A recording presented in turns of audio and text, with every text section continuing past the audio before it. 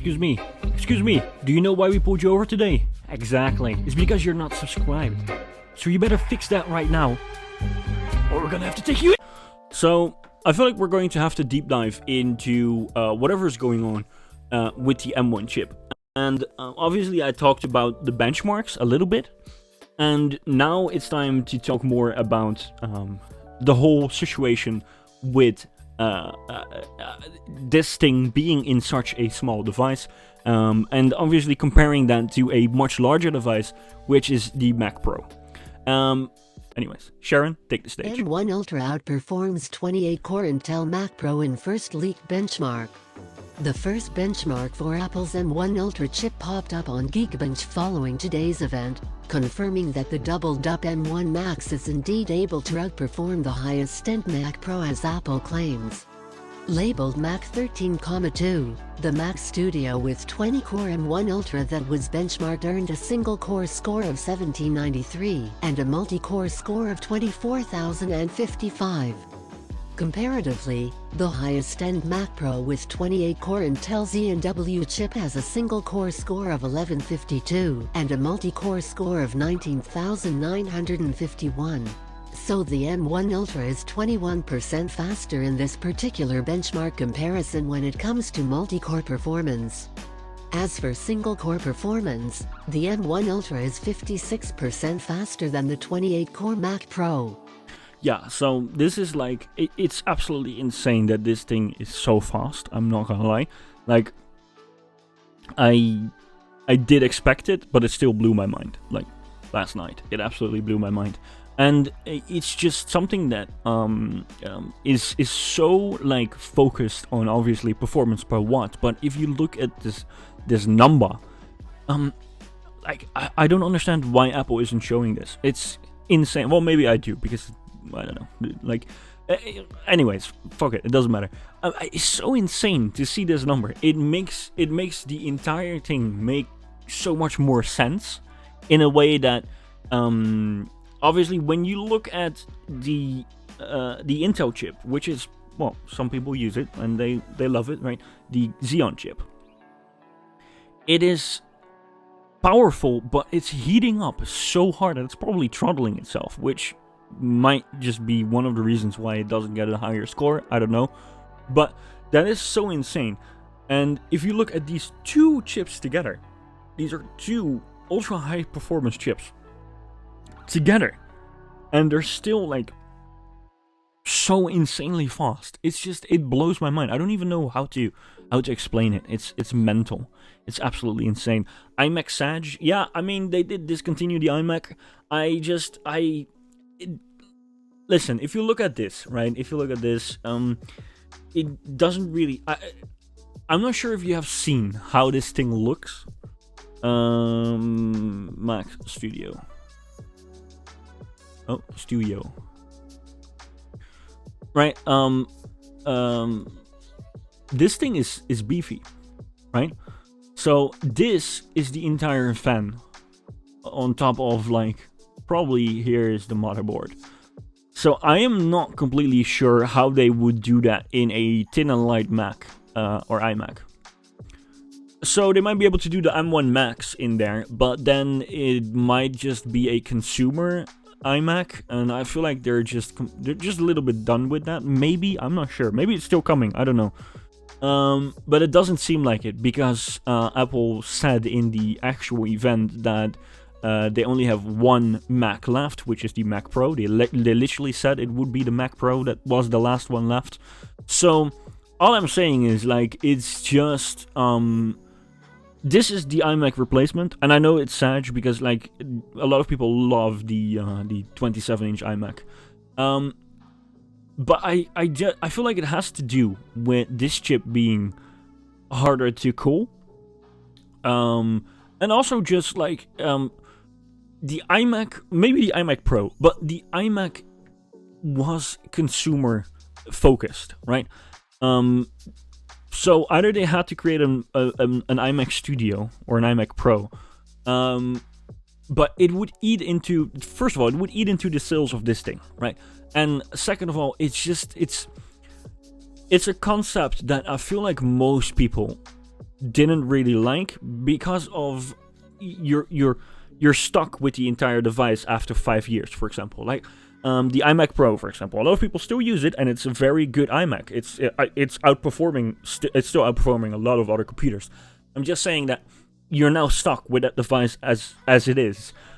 This computer, obviously, is you're going to be stuck with this little thing as well. But at least the screen is like removed from it. You can use the screen on you can use the screen on the next Mac that you buy.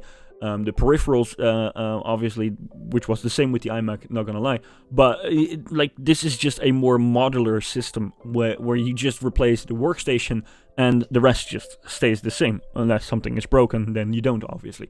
But I feel like this is more like a professional workflow kind of way, right? You just have a little computer, you put you attach your screens, and you're basically flying.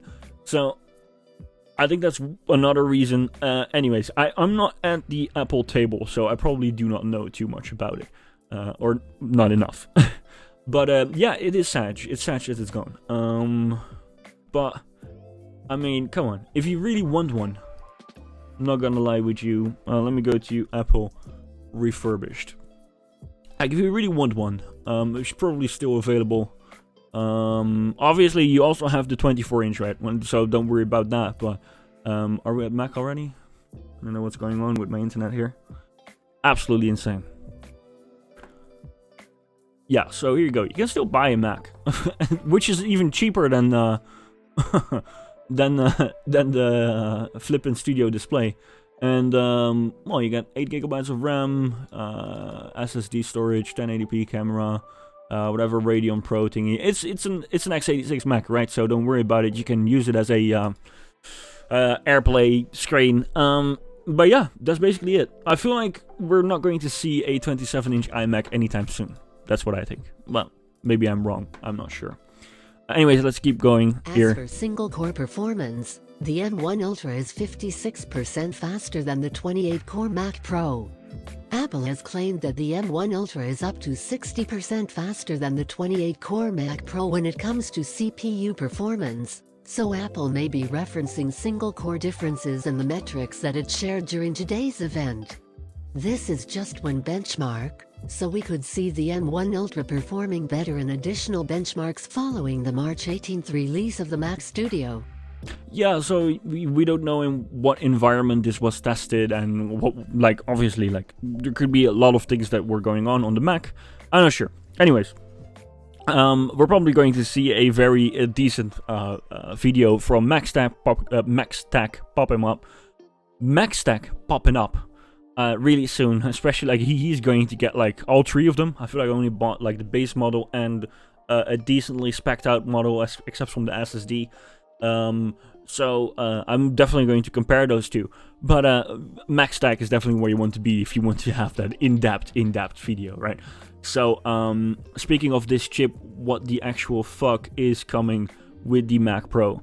Yeah, so like I said, that was the thing that Apple was talking about on their stream. Like they said, like the Mac Pro is coming.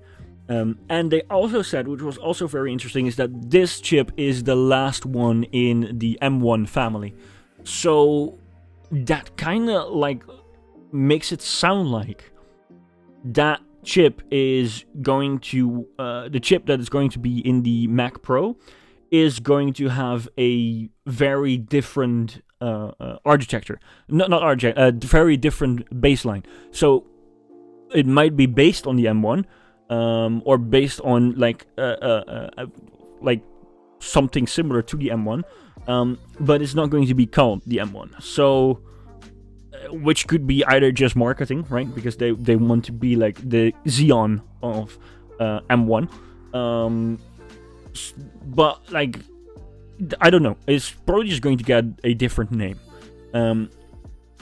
Which is, I mean, makes sense, right? I mean, it's just like at some point you just what are you going to do? Like M1 Pro, Max, Ultra? Like what do you want to say? Like it's at some point like the M1 Diamond, the M1 Pro. What like it's eventually you're done. Like, you can just keep going and going and going with that same name. So I feel like just to make it simpler, you just have the M1, the M1 Pro, the M1 Max, and the M1 Ultra, which is the main chips, right? The ones that I feel like they feel they're going to sell the most. And then you have like the insane chip. Maybe it's going to be the M insane. But like that's coming as well, and that is probably going to be something either completely new or just based on this chip, and then in terms of marketing they're going to call it something different. But yeah. Anyways, what I was trying to say is like the power of that Mac Pro is going to be something that I can't even imagine. Like this thing already can get up to like 18K of 8K streams. That is insane. Like, who's going to use that? Like, I don't even know who's going to use that. And then you have something that has to outperform that again. Mental. So I don't know. It's coming. It's going to be Apple Silicon, I guess. Unless they're going to stay with Intel, but I feel like that's going to be a mess if they do that. Maybe it's just going to be something modular, right? Maybe this the whole thing of the Mac Pro is not necessarily the performance update, or maybe it is, right? Maybe it's just going to be two M1 Ultra chips fused together. I don't know. But I feel like the modularity is something that they're probably going to stick with. So if a new M1 Ultra or the M2 Ultra comes out, you might be able to just change that block and get a new block for it, and just right, just like the Mac Pro that you have currently. Maybe that is the whole appeal of the Mac Pro, and that's why they waited, because otherwise everyone would just buy that thing, because you would be able to replace the components. But anyways, long term, it probably wouldn't make sense for Apple. I don't know. It's crazy. This stuff is so crazy that I don't even know. Like, if this is a sick number, right? I feel like this is twice as much as my M1 Max that I have in this laptop right now. So let's just imagine something twice as fast as this. That's insane. That's like 48,000 multi-core score. That's done. Like, what else do you want? Like, that's like an entire universe in one computer, dude. That's insane. Like that. No, that's crazy. You shouldn't do that. LMAO, yeah. Let's go. Yeah, let's go. Okay, yeah, let's go. Because there's still a lot we have to get into, ladies and gentlemen. I'm not gonna lie with you guys. Shit.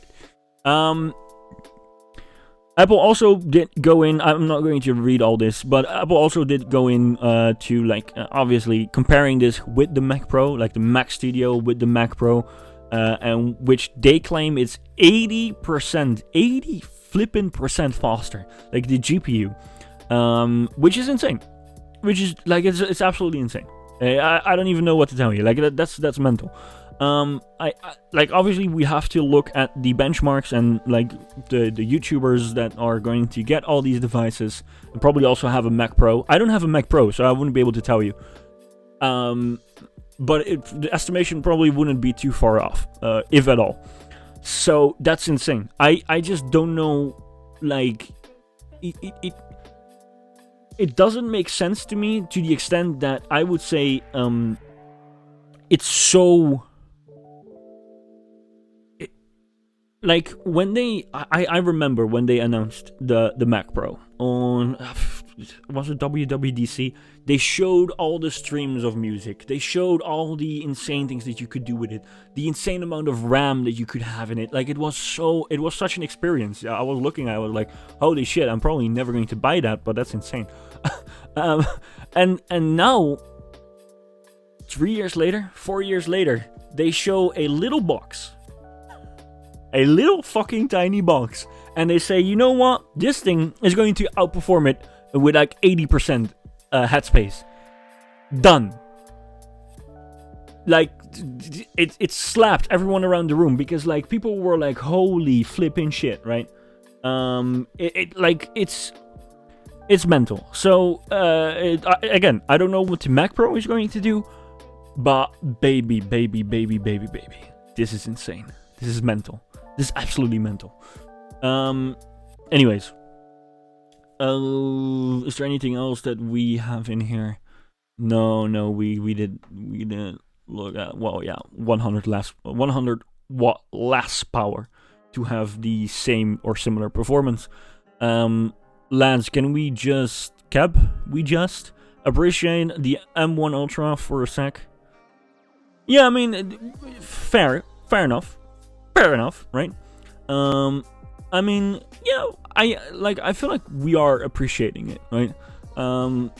It was also your question about the Mac Pro, but I understand what you mean. We should just like obviously be kind of like well, in the moment as well. But it just makes a lot of people excited about what is coming next, and you can imagine that, right? It's just something that I feel like is just Kenneth with an N at the end. You need a new keyboard? Oh god. Here we go. What is this? Oh yeah.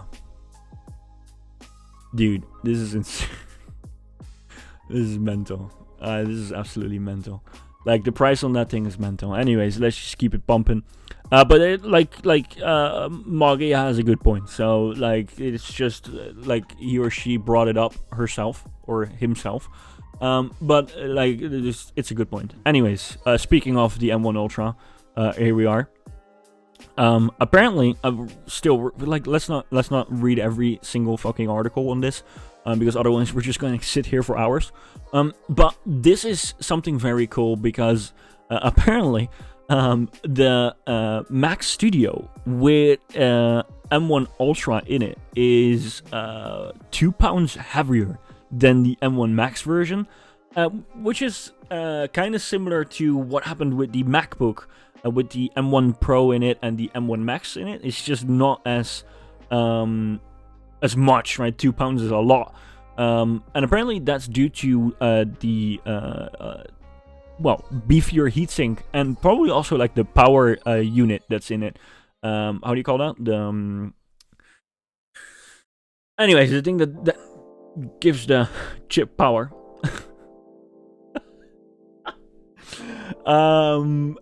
Which is probably going to be beefier as well. Power supply, there you go, ladies and flipping gentlemen. Oh, they have the same power supply? That's crazy. The additional weight is due to the M1 Ultra having a larger copper thermal module. Holy shit, that's insane. So it's just the copper thermal module. There you go. Whereas the M1 Max has an aluminum heatsink. Mental. So that's crazy. So 2 pounds worth of extra fucking heat spreaders, a heatsink, which is mental, or thermal module. I don't understand why this is a heatsink and this is a thermal module, but anyways, it's fine. Yeah, it's kind of crazy. It's kind of mental, because it makes it very it makes it that much heavier, right? I mean, you're probably not going to walk around with this thing. It's still a desktop computer, but still, like 2 pounds. That's a lot of fucking heaviness. It's a very heavy device. The Ultra one. So yeah, I don't know. Anyways, I feel like it's very important to check in on Intel, because Intel is not having a good time. So if anyone knows how Intel is doing,